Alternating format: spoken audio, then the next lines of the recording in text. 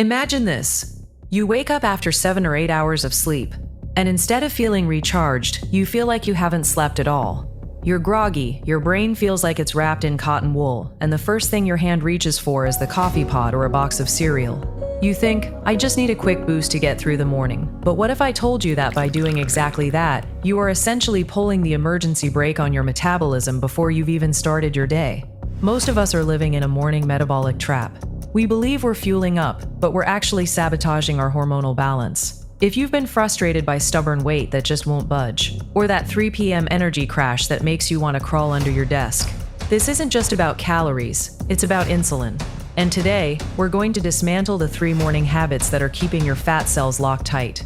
By the end of this video, you'll have a simple, science-backed roadmap to switch your body back into fat-burning mode. Let's get into it. To truly grasp why your morning routine is critical, we need to talk about the cortisol-insulin seesaw.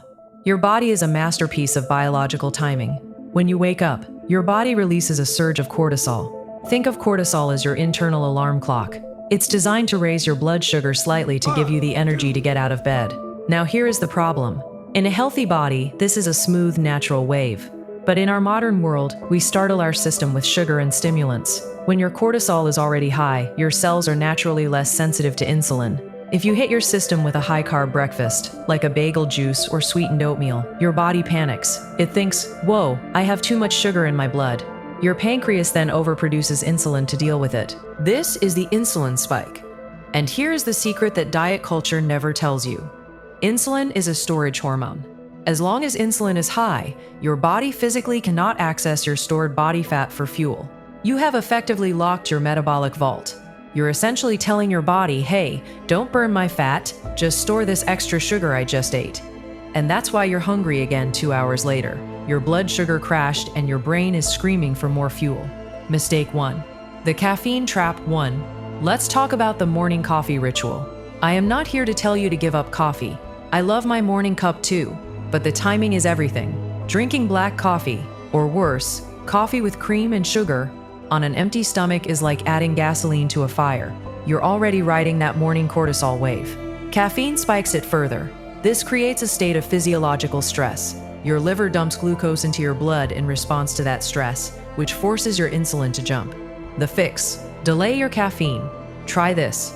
Drink 16 ounces of water as soon as you wake up. Add a pinch of sea salt for electrolytes, then wait at least 60 to 90 minutes.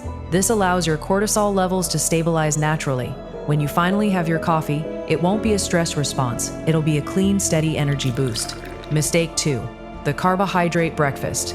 Mistake number 2. The healthy breakfast. We've been conditioned to think breakfast should be grains and fruit, but grains break down into glucose, and fruit, especially juice, is high in fructose. Even healthy oatmeal can spike your insulin for hours. When you start your day with carbs, you start your day in fat storage mode. The fix: you need to prioritize protein. Think about protein as the brake for your insulin response. When you eat eggs, steak, smoked salmon, or even leftover chicken for breakfast, you are not triggering a massive insulin spike. Protein keeps you full, keeps your blood sugar stable, and keeps you in that fat-burning zone. It changes your metabolic rhythm for the entire day.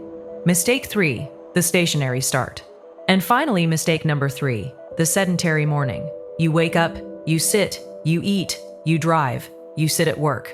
Your muscles are the biggest sink for glucose. When you don't move, your muscles don't need energy, so they don't soak up the blood sugar circulating in your system. That sugar stays in your bloodstream, forcing your insulin to deal with it.